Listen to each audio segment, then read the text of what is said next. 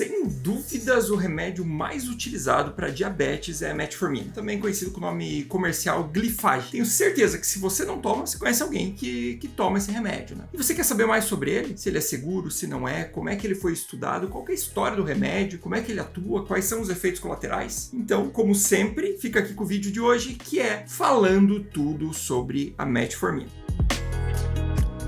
Se você é novo no canal e está chegando agora, meu nome é Gustavo, eu sou médico, sou especialista em cardiologia e clínica médica, sou doutor em medicina interna e professor universitário. Aqui no canal eu falo sobre temas relacionados à medicina e às ciências da saúde de uma forma simples e descomplicada. E essa é a série do canal em que eu pego um remédio e falo tudo sobre a história daquele remédio. Já falei de vários aqui no canal, já falei do AS, já falei da dipirona, tem uma série aqui. Eu vou deixar aqui na descrição a playlist sobre todos esses remédios para você conhecer a história deles também, claro, se tiver interesse. Bom, e antes de começar, é sempre bom ressaltar aqui, né, que eu não estimulo a prática da automedicação. Se você não é profissional da saúde e está vendo esse vídeo para adquirir mais conhecimento, claro que isso é bem-vindo, isso é legal, todo mundo tem que adquirir conhecimento sobre o que está tomando, sobre como é que é o seu corpo. Mas, por favor, não use esse vídeo como única referência para você sair tomando remédio. Se você gostou, ficou com dúvida sobre alguma coisa com esse remédio, vá lá, procura seu médico de confiança e conversa com ele se você se encaixa no perfil ou não para fazer o tratamento, tá bom? Agora sim, vamos falar da metformina e vamos falar, dessa vez, começando pela história dela. Como muitos medicamentos, ela foi isolada pela primeira vez a partir de uma planta. Essa planta é a Arruda capraria, também conhecido como galega. Ela não é uma planta que tem aqui no Brasil, ela é uma planta mais típica lá do sul da Europa, tá? Ela já era usada há muitos séculos pelos povos nativos ali como um medicamento terapêutico, né? Porém, foi só lá na década de 20 que ela começou a ser mais estudada. E foi em 1922 que alguns farmacêuticos, estudando essa planta, isolaram a metformina, que é a medicação tema aqui do vídeo. Em 1929 fizeram os primeiros estudos com ela em animais, demonstrando que ela era eficaz em reduzir a glicose de coelhos. Então você deve estar se pensando, nossa, 1929, as pessoas deviam ter ficado maravilhadas com esse remédio, né? Não, ninguém deu bola para eles. Que isso?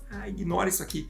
Sabe por quê? Porque nessa mesma época estava sendo isolada a insulina. Então, enquanto o pessoal estava estudando remédio lá que abaixava a glicose, a gente sabia a causa do diabetes e estava tratando com insulina. Então, na verdade, o isolamento da insulina e os primeiros testes terapêuticos com ela, que são do mesmo tempo, acabaram ofuscando o desenvolvimento da metformina e ela ficou completamente esquecida por muitos anos. Se você quer um vídeo aqui no canal sobre a história da insulina, eu acho que valia a pena, hein? Se você gosta dessa ideia, escreve aí nos comentários. Se tiver muita gente escrevendo e curtindo, eu gravo esse vídeo. Ou então ela ficou esquecida lá por muitos anos, ninguém queria saber da metformina. Até que na década de 50, começaram a demonstrar que ela podia baixar a pressão também. E veja, década de 50 começa a surgir ali os medicamentos para redução da pressão arterial. Mas tudo bem, baixa a pressão.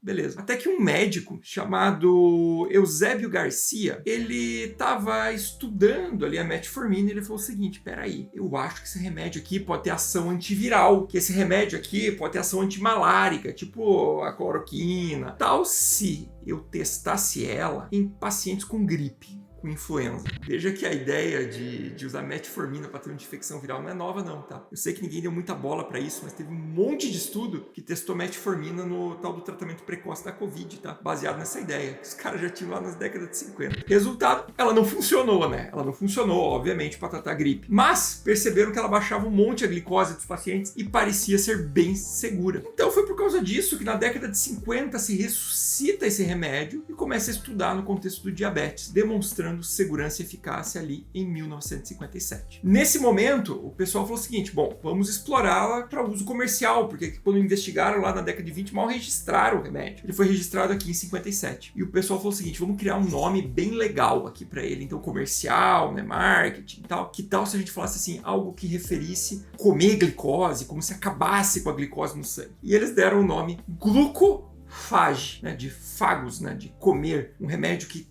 acabaria com a glicose. Pro português, traduziram para glifage, que é o nome comercial que a gente conhece hoje aí no mercado, né? Mas em inglês ele é glucofage. Mas ninguém deu muita bola para ela não, porque nessa época tinham outros remédios da mesma classe que ela, que eram muito mais eficazes, como por exemplo a fenformina e a buformina. Só que em 1970 esses remédios começaram a sair do mercado, porque eles tinham um efeito colateral muito importante, que é a acidose lática, que é aumentar a produção de ácido lático no corpo, que pode levar potencialmente à morte quando tem níveis muito elevados, tá? Então por isso eles saíram do mercado e sobrou só a metformina. E aí sim, ela passou a ser amplamente utilizada. Só que apesar de já ser muito utilizada na Europa e no Canadá, nos Estados Unidos ela só foi liberada em 1994, comercializada pela Bristol. Bom, e como é que ela funciona então, Gustavo? Como é que esse remédio funciona para controlar o diabetes? Bom, para falar a verdade, até hoje a gente não sabe ao certo todos os mecanismos que envolvem a metformina. A gente sabe que ela tem vários mecanismos, que atua desde a respiração mitocondrial lá no nível celular, ela reduz a absorção intestinal em certo grau de glicose, ela reduz a produção hepática, ou seja, o nosso fígado, né, ele forma glicose a partir de outras substâncias num processo chamado gliconeogênese.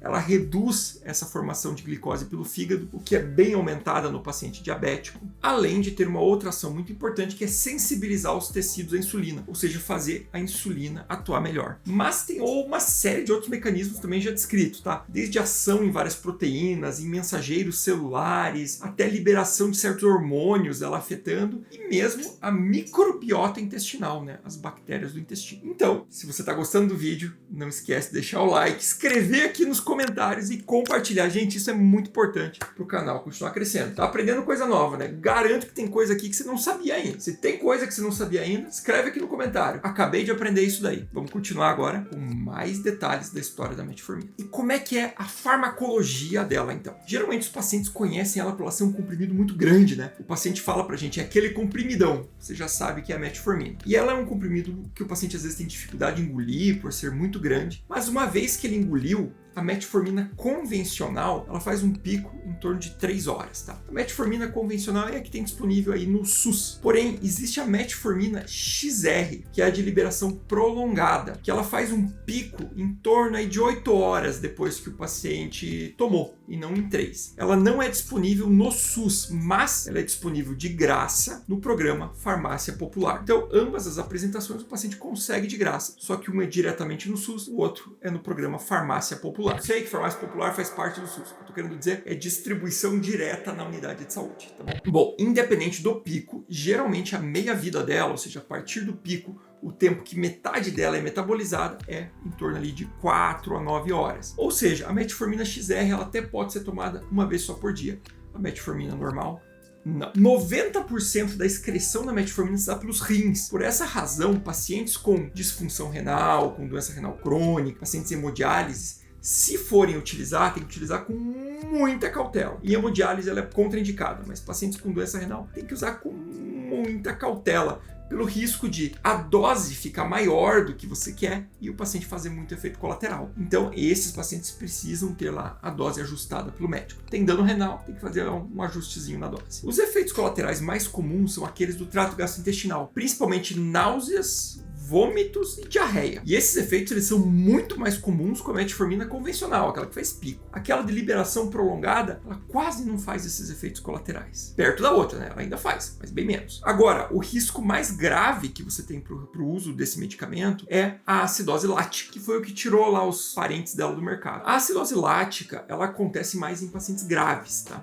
Pacientes com sepse, pacientes internados em UTI, que eles já têm uma tendência a ter uma acidose lática. Se eles usam a metformina, isso aí aumenta muito mais. Então, por isso que ela é proscrita para o uso hospitalar. A gente só usa em paciente ambulatorial. E também existe uma interação grave com o contraste iodado. É por esse motivo que muitas vezes, quando o paciente vai fazer um exame de imagem, por exemplo, lá uma tomografia com contraste, um cateterismo, pede-se que suspenda a metformina antes do procedimento. Tá? Essa interação também aumenta o risco de acidose lática. E como vocês devem imaginar, um remédio que tem desde a década de 20, né? Tudo bem que mais estudado a partir dos anos 50, deve ter muitas indicações. E de fato, se eu fosse listar todos os estudos de metformina aqui, ficaria até amanhã com esse vídeo. Então a primeira coisa que a gente tem que lembrar é que ela é muito bem indicada no diabetes tipo 2. Relembrando aqui rapidamente, tem diabetes tipo 1 e tipo 2. O tipo 1, eu sei que tem conceitos novos aí, que está querendo dividir em mais tipos de diabetes, mas grosseiramente, diabetes tipo 1 é aquele, geralmente da infância, autoimune, que o pâncreas não produz insulina. Diabetes tipo 2 é aquele que o pâncreas até produz insulina, mas o corpo tem uma resistência à insulina, ou seja, ela não dá conta para o corpo do paciente. A metformina está bem indicada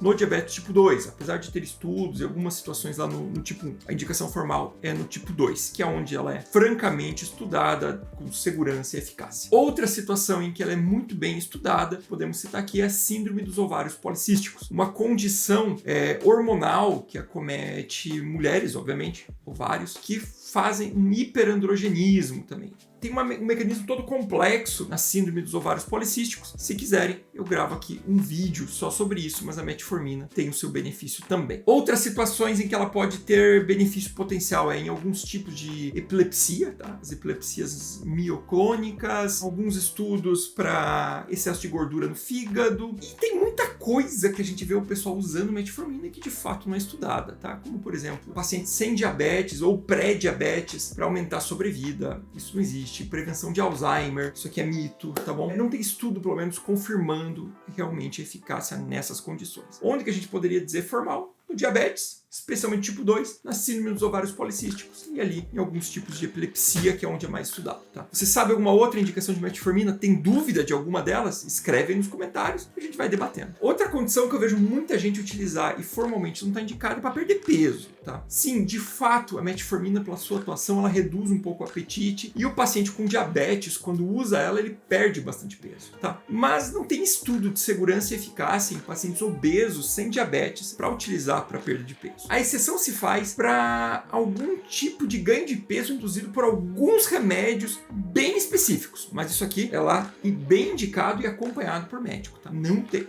indicação de usar metformina para perder peso, tá? Sem estudo de eficácia e segurança. Inclusive lá naquele meu vídeo sobre os remédios lá para obesidade, agonistas de LP1, teve umas pessoas que falaram, eu uso metformina para perder peso. Gente, não tem estudo sobre isso, tá bom? Eu acho que funciona. Beleza, você é médico, você acha que funciona? Então você desenha um estudo e mostra que funciona.